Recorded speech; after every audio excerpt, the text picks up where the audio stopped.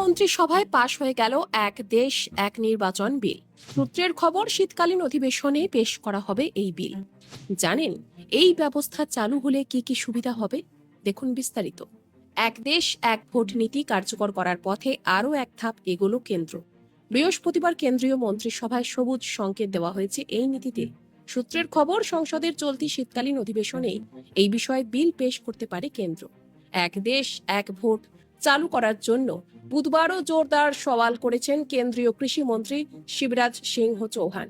ঘন ঘন নির্বাচন হওয়ার কারণে দেশের উন্নয়নে বাধা সৃষ্টি হচ্ছে বলে মনে করেছেন তিনি। এক দেশ এক নির্বাচন ব্যবস্থা চালু করার বিষয়ে বিজেপি অনেক দিন ধরেই আগ্রহী। লোকসভা ভোটের আগে বিজেপির নির্বাচনী ইস্তাহারেও এই বিষয়ে জোর দেওয়া হয়।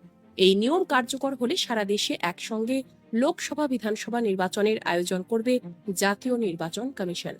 এক দেশ এক নির্বাচন ব্যবস্থা চালুর ব্যাপারে মোদী সরকারের যুক্তি, এই ব্যবস্থা চালু হলে ভোট প্রক্রিয়ার জন্য যে বড় অঙ্কের খরচ হয় তা কমে যাবে।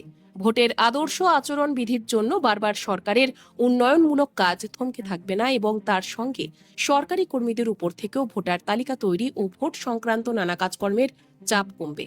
এই নিয়ম কার্যকর করতে অনেকদিন ধরেই একটু একটু করে পদক্ষেপ করতে শুরু করে কেন্দ্র। এক দেশ এক নির্বাচন ব্যবস্থা এই দেশে চালু হলে তা কতটা বাস্তবসম্মত হবে সেই বিষয়টি খতিয়ে দেখতে একটি কমিটি গঠন করা হয়। কমিটির নেতৃত্বে ছিলেন প্রাক্তন রাষ্ট্রপতি রামনাথ কোবিন্দ। গত মার্চ মাসে কোবিন্দের নেতৃত্বাধীন কমিটি রাষ্ট্রপতি ভবনে গিয়ে দ্রৌপদী মুর্মুর কাছে একটি রিপোর্ট জমা দেয়। সূত্রের খবর, ওই রিপোর্টে একই সঙ্গে একাধিক দফায় লোকসভা এবং বিধানসভা ভোট করানোর প্রস্তাব দেওয়া হয়েছে।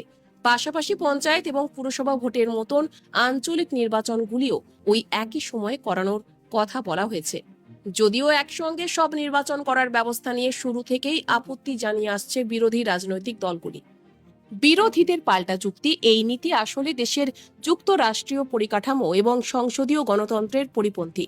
এক দেশ এক নির্বাচন নীতির মাধ্যমে কেন্দ্রীয় সরকার ঘুরপথে আমেরিকার প্রেসিডেন্ট নির্বাচনের মতন একটি ব্যবস্থা চালু করতে চাইছে বলে মনে করছেন বিরোধী নেতৃত্বরা। সেই আবহে এবার সংসদের শীতকালীন অধিবেশনে পেশ হতে পারে এক দেশ এক নির্বাচন বিল। সূত্রের খবর, এই বিলটি নিয়ে বিভিন্ন ধরনের চর্চা হতে পারে, তা আঁচ করে আগাম পরিকল্পনাও সেরে নিয়েছে কেন্দ্র।